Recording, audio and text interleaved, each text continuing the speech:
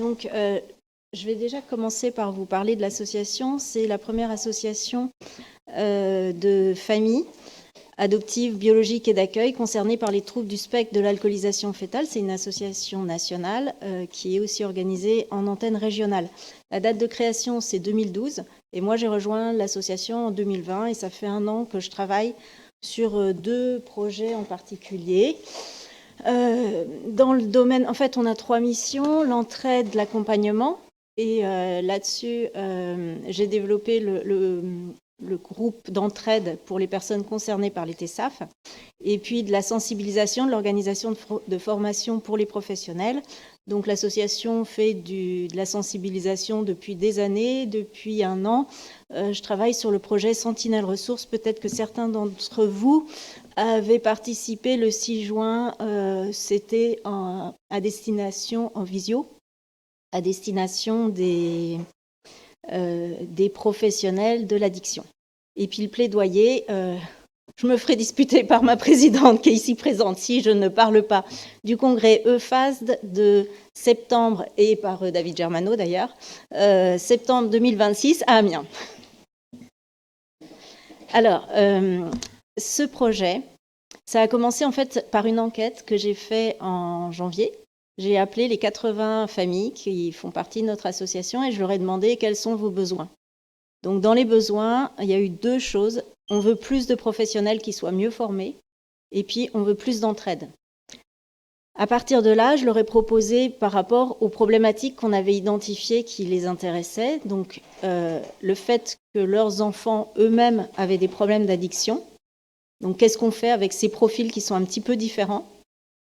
Il y avait aussi vie intime, affective et sexuelle, parce que tous, ils avaient connu ça. Pour les plus jeunes, dans l'enfance, il y avait la problématique du harcèlement à l'école, et puis ensuite tout ce qui arrive par la suite. Et donc le premier groupe de parole, ça a été effectivement sur les addictions. On a, à partir de là, fait aussi un groupe d'autosupport, donc qui est arrivé après. Alors ce petit schéma-là, ça a été fait par une personne qui est concernée, qui m'a aidé à le mettre en place, c'est la pro de Canva. Donc je la remercie, c'est elle qui m'a aidé pour l'ensemble du Canva d'ailleurs. Donc là, je vous explique un petit peu. La première chose quand ils nous contactent, c'est un entretien en individuel. Je leur propose ensuite, s'ils en ont envie, d'être avec d'autres personnes. Donc c'est des mini-groupes et des profils assez homogènes. S'ils sont trop vulnérables et si je les sens pas armés en fait à être avec les autres, je leur propose pas de rentrer dans le groupe WhatsApp. Dans ce cas-là, ils restent, donc c'est le bas du schéma. Dans le groupe WhatsApp, il y a 2 groupes. Il y a pour les grands ados et jeunes adultes les lionceaux, et pour les plus âgés non pas les warriors, un trou. Je reviendrai après dessus. Les groupes de parole, c'est pour l'ensemble, c'est-à-dire qu'ils fassent partie du groupe WhatsApp ou pas. À partir du moment où ils ont des problématiques, on fait ça ensemble. Ce qui a changé, c'est donc les objectifs premiers. Tisser du lien, l'entraide, restaurer l'estime de soi défaillante, sortir de l'isolement, de la culpabilité et la stigmatisation, partager ses expériences et ses connaissances, le principe de la paire aidance. Le processus, en général, au début, ils commencent par réaliser qu'ils ne sont pas tout seuls à avoir un TESAF. Quand on a une maladie dont on peut parler, on peut connaître d'autres gens. Un TESAF, on ne dit pas ça. Quand on envoie nos enfants, par exemple, en colonie, on parle du TDAH, mais pas du TESAF, parce que c'est encore très stigmatisé. Donc eux, ils avaient intégré, beaucoup avec qui j'échange, que ils étaient tout seuls en fait. Et en fait, le fait de pouvoir parler avec d'autres qui ont la même chose, ça leur a fait énormément de bien. La deuxième chose, au début, c'était « oui, nous, notre TESAF, oui, nous, avec un TESAF ». Après, ils ont réalisé que non, c'est moi, j'ai certaines caractéristiques. Il y a des profils qui sont très, très différents. Et donc là, ils ont pris conscience entre nous, les TESAF. Déjà, moi, je suis passée de « non, tu n'es pas TESAF, tu as des troubles du spectre de l'alcoolisation fœtale ». Et puis ensuite, c'est pas nous tous, c'est toi, tu as plus de problématiques sur l'organisation, lui, il aura plus de problématiques d'addiction, lui, il aura plus de... Parce qu'en fait, ils sont tous très, très différents. Donc là, ils ont compris qu'en fait, le spectre était très large, et surtout par rapport à leur expérience de vie, par rapport aux prises en charge qui avaient été mises en place, les choses sont très différentes à la suite. Et puis ensuite, la troisième étape, c'est s'accepter tel qu'on est. Donc on travaille leurs compétences, ils partagent leur expérience, et puis enfin, créer du positif, un élan de partage, montrer son potentiel. Donc c'est là où c'est les warriors qui interviennent. Donc les warriors, c'est le rose en bas. Donc eux, ils ont une activité spécifique. Quand je parle des warriors, ils ne sont pas beaucoup. Ils sont entre 2 et 5, suivant les moments où... c'est des profils assez atypiques. Ça ne représente pas les TESAF, mais c'est eux, en fait, qui ont été les moteurs pour parler des autres et, en fait, s'identifier, à aider, en fait, à faire connaître le spectre. Donc, les profils, c'était des personnes qui avaient vraiment un gros problème, un besoin d'entraide. Ils voulaient être dans la bienveillance, beaucoup de solitude. C'était des personnes qui sont très très isolées. Ils sont plus autonomes que les autres, ils sont plus résilients, en attente de justice et d'amélioration, créativité, envie de s'investir. L'état d'esprit, les défis qu'ils ont eux, moi, ce qu'on a défini ensemble, en fait, c'est le chemin qui est important, pas la destination. Quand ils ont commencé à vouloir faire ce diaporama, je leur ai dit, moi, le résultat final, ça m'intéresse pas. C'est tout ce que vous allez développer, là où vous allez entraîner votre cerveau pour apprendre à faire des choses nouvelles, toutes les compétences, la confiance, etc. Pour moi, c'était beaucoup plus important que le résultat final. Alors, je spoil un peu, le résultat final, il est aussi super chouette, c'est pour ça que je vous le montre. Et puis, sur le positionnement, moi, je me suis toujours positionnée comme une sage-femme, j'ai repris le terme. Je les aide, je coordonne avec le reste de l'association et je les aide sur là où ils ont des difficultés. Par contre, c'est eux qui ont la décision finale. C'est vraiment, je les aide en fait à aller vers de l'autodétermination, qui est un terme qu'on utilise souvent, mais qui est hyper important en fait dans leur cas. Enfin, pour moi, en tout cas, c'était important de le faire de cette manière-là. S'il y a besoin, je les protège et j'anticipe par rapport aux choses où ils ont du mal. Donc, je vous laisse le découvrir. Où est-ce qu'il faut que j'appuie ?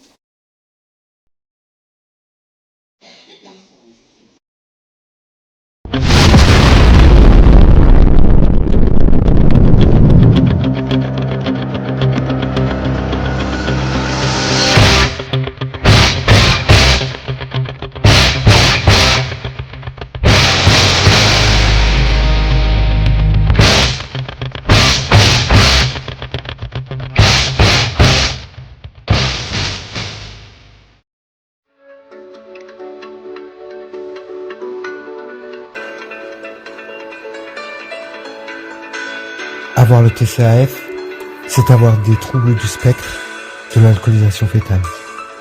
Parfois, ça se voit dès la naissance. Et dans le cas le plus rare, des SAF complets avec des signes physiques. Des malformations pas toujours repérées. Souvent, ça se remarque plus tard. Parce qu'on a du mal à gérer nos émotions. Qu'à l'école, on a des troubles des apprentissages. Ou des troubles de comportement. Dès l'enfance ou à l'adolescence. On épuise notre entourage. On a une mauvaise estime de soi. On est mal compris, malheureux. Et on ne comprend pas pourquoi on n'y arrive pas. C'est un TND, trouble du neurodéveloppement. Souvent invisible. Nous sommes sous-diagnostiqués parce que notre syndrome est peu connu. Et avec trop peu de professionnels capables de le repérer et diagnostiquer. Il est dû à une exposition prénatale à l'alcool. Soit parce qu'avant notre conception, nos parents ont trop bu. Qu'ils aimaient faire la fête. Qu'ils n'étaient pas informés. Qu'ils n'avaient pas prévu notre venue. Qu'ils n'allaient pas bien. Ou alors soit parce que pendant la grossesse, notre maman a su tard qu'elle était enceinte. Ou elle savait pas que c'était dangereux. Qu'elle a eu des moments difficiles à cette période. Et parfois, elle était malade de l'alcool.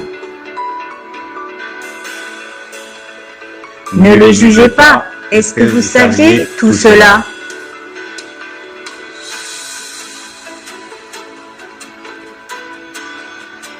le symptôme dépend du moment et du niveau d'alcoolisation. Parfois, on vit avec nos parents biologiques. Oh, on vit en famille d'accueil. Ou au foyer. Ou alors ont été adoptés. Parfois, c'est chaotique et c'est une succession de tout ça. On a besoin de suivi, De temps De la protection. Et d'éducation. À cause de notre dismaturité Et de nos vulnérabilités. On a du mal avec le temps. C'est la gestion, de l'organisation. parfois la propriété, l'argent, le consentement, l'hygiène. Les conséquences. on peut avoir une propension à l'addiction. Il faut nous aider et expliquer. Nous proposer. C'est un spectre. Parce qu'on ne se ressemble pas tous. Certains sont en classe IME. Ulysse. Suivi de la naissance. Et pour d'autres, on compense avec des aménagements. Beaucoup d'efforts d'adaptation. De frustration. Plus de tout. On fait des études, même langue. on essaie de vivre avec les autres, parfois décalés. On ne veut plus être stigmatisé ou ignoré. On veut recevoir de l'aide de professionnels formés. Éviter les galères. Et pouvoir développer nos forces, gentillesse, courage, curiosité, créativité. Parce que pris en charge de Bien. On peut aller loin. On a besoin de stabilité. D'amour. Adéquat. De pouvoir être diagnostiqué à tout âge. Mais le plus tôt possible. De prévention face à nos vulnérabilités. Lorsque l'on comprend pourquoi on est différent. Et qu'on n'est pas seul. C'est un soulagement. Professionnel. Oser parler de la consommation d'alcool à nos parents. Ouvrez les yeux. Cela peut arriver souvent. Et c'est tout le monde.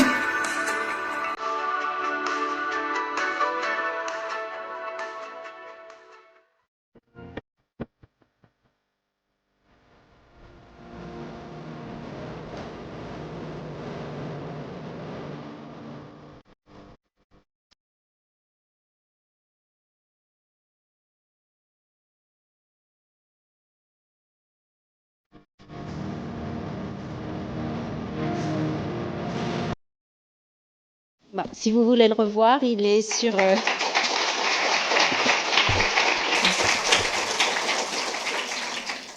Ça va les toucher, je leur dirai. Si vous voulez le revoir, il est disponible sur YouTube, sur la chaîne de l'association Vivre avec le SAF. Et puis, on a un nouveau qui va sortir. Il est fini, mais on n'a pas encore... le budget pour pouvoir, enfin bref, il va être bientôt sur le site, et puis on en a un autre encore, enfin ils ont 40 millions d'idées, donc il va y en avoir d'autres. Donc pour revenir à la diapo précédente où j'avais listé un peu les buts en fait, on a tout coché, hein, le lien, l'estime, les compétences, l'entraide, tout ça, ça a été bien. Mais en fait, il y a eu aussi des bénéfices secondaires que j'attendais absolument pas quand on a lancé ça.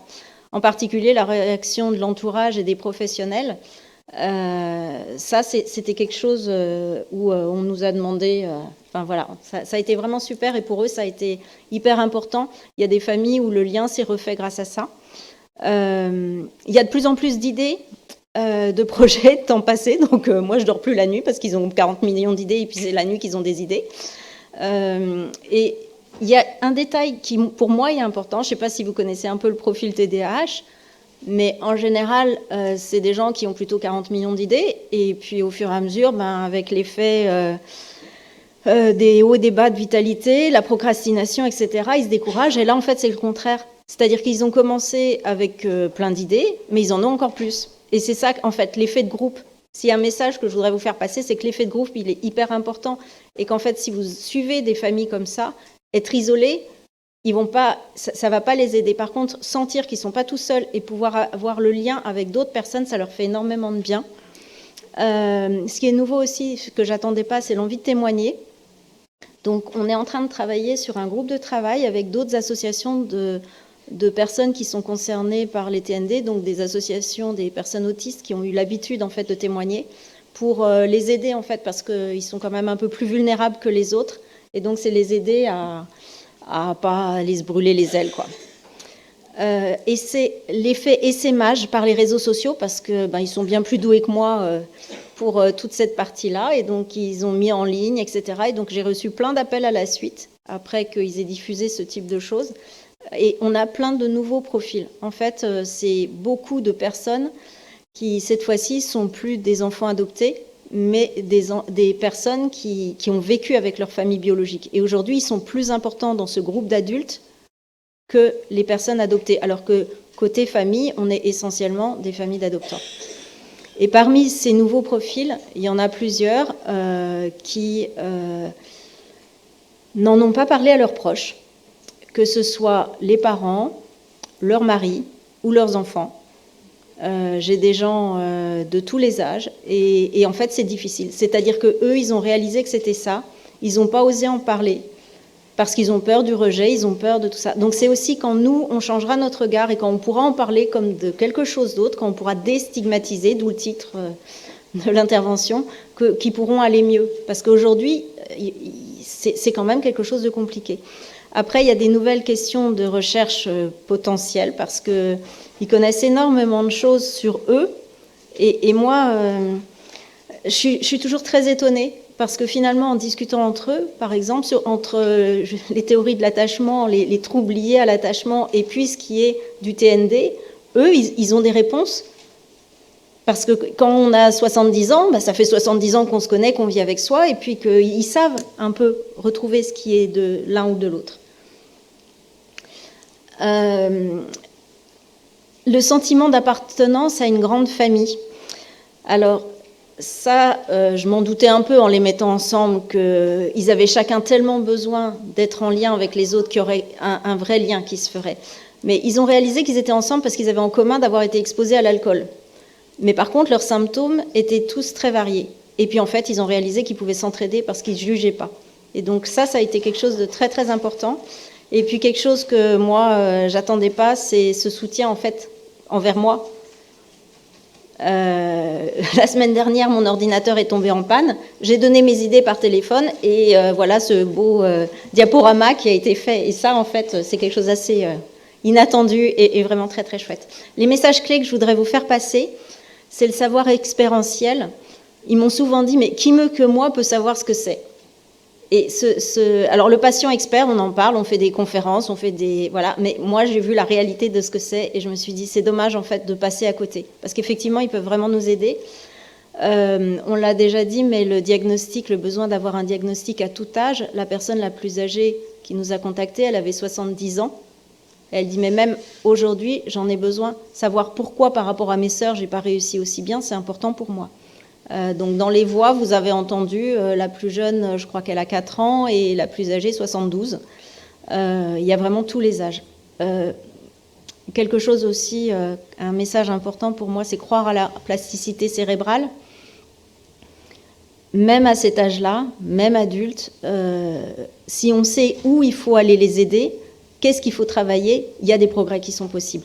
Donc évidemment qu'un enfant, ça vaut la peine de mettre un diagnostic, mais même un adulte. Et puis après, les aider à voir en fait ce qui est plus compliqué pour eux et les aider sur ces parties-là. Donc l'effet du groupe Père Aidant, ça, on s'en doute. Et puis la recherche participative, en fait, ça fait partie du projet Sentinelle Ressources, c'est-à-dire de mettre ensemble des personnes concernées, l'entourage, les professionnels. Et donc je vous invite... sur les addictions, à rejoindre le groupe Sentinelle Ressources, TESAF et Addiction, parce qu'on a besoin en fait du plus possible de professionnels. Donc je voudrais remercier les Warriors pour leur soutien, leur gentillesse, leur confiance et leur spontanéité. Et puis je voulais quand même vous dire, parmi les limites, là c'est des profils assez particuliers, c'est des gens qui avaient les ressources encore en eux pour aller chercher de l'aide. Ça ne représente pas l'ensemble. C'est des cas exceptionnels. Là, ils ont voulu du coup qu'on montre une autre image d'eux mais ça représente pas quand même. La plupart, en fait, c'est des gens qui vont vraiment pas bien et qui ont vraiment des grosses problématiques. Dans ceux que j'ai pas intégrés, il y a des gens qui ont des problèmes eux-mêmes d'addiction et qui s'en sortent pas. Il y a des filles qui tombent sous l'emprise d'un garçon, puis d'un autre qui est mauvais pour elles. Enfin, c'est des parcours de vie qui sont vraiment cassés parce qu'ils n'avaient pas les armes en fait pour se défendre. Et donc oui, il y en a des résilients. C'était ça le mot que je cherchais tout à l'heure. Il y a les lionceaux et les résilients, mais les résilients, c'est ceux qui sont venus nous chercher. Il y en a beaucoup probablement dans la nature et eux, ils n'auront pas le réflexe de venir. Voilà, je vous remercie.